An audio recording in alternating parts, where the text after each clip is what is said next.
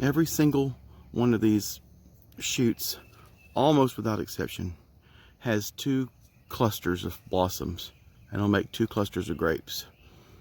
And it's that way from one end of it to the other.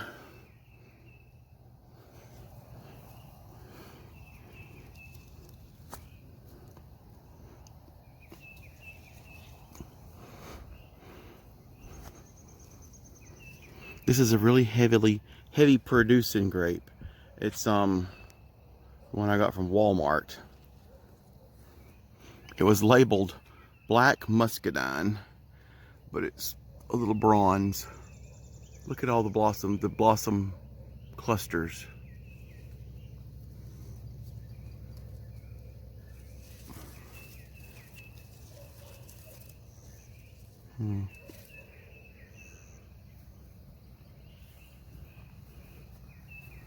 You'll make thousands of grapes. Thousands. Susie boy won't eat any of them. And this one is the juicy fruit that was given to my dad by Franklin Carlton, the pastor from the church. And you can see it's the same way. It's not as dense. The foliage isn't as dense. This one has 3. No, it only has 2. Sometimes you'll see them with 3 clusters. Rarely. But it's more open, and you can see the blossoms. So look at here, a bird or something broke that one off. Nothing you can do about it.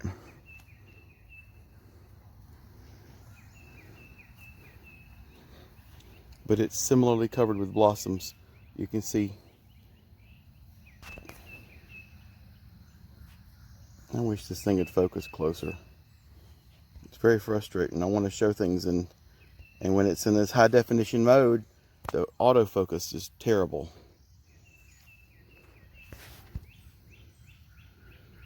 Yeah. And this vine's probably 50 feet long. It'll make thousands of grapes too.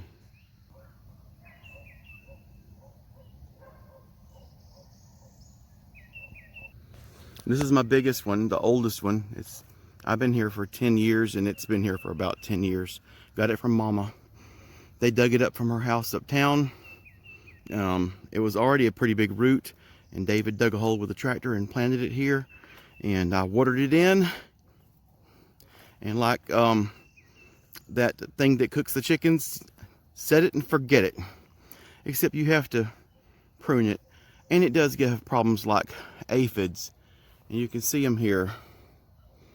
And the aphids are actually farmed by these red ants.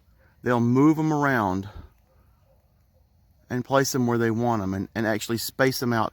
And the red ants eat the honeydew from the aphids. But I will spray them because it's a burden on the vine. It's not necessary. Although they say, oh, spraying kills bees and stuff, and it's true. I don't like to spray if I can help it. But grapes, I'm pretty sure, are wind pollinated. I've never seen bees come to the grapevine. It always seems to be wind. So I'm not overly concerned about it, although I don't like a lot of pesticide in the environment. So the vine here was so long, and it was wanting to get longer, and I have my blueberry there. I never dreamed it would be this long, because my God, it's to there. But it had these beautiful runners, so I just made a right angle and ran my vine along this angle here. I put the tape on it so Mama wouldn't hit it with her when she was driving her buggy around. But I think it's going to do well. I mean, it's not that it's got no option, but it's bound to do well. It's an awesome vine. What a day. And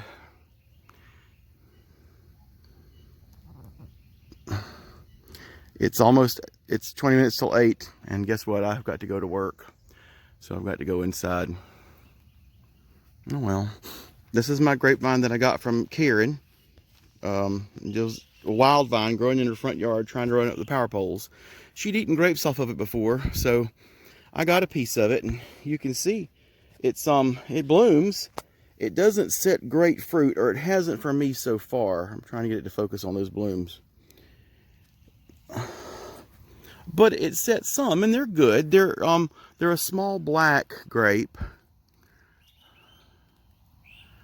Anyway, it doesn't have the huge clusters that the other grapes have. And you know, it is a wild variety. It's not been bred, as far as I know, unless it got out of, got away from somebody. But it's a pretty vine, and I'm going to keep it. It's something I'll cherish, because Karen thought of me and thought I'd like a piece of it. And all Carly does to help is scratch on the post.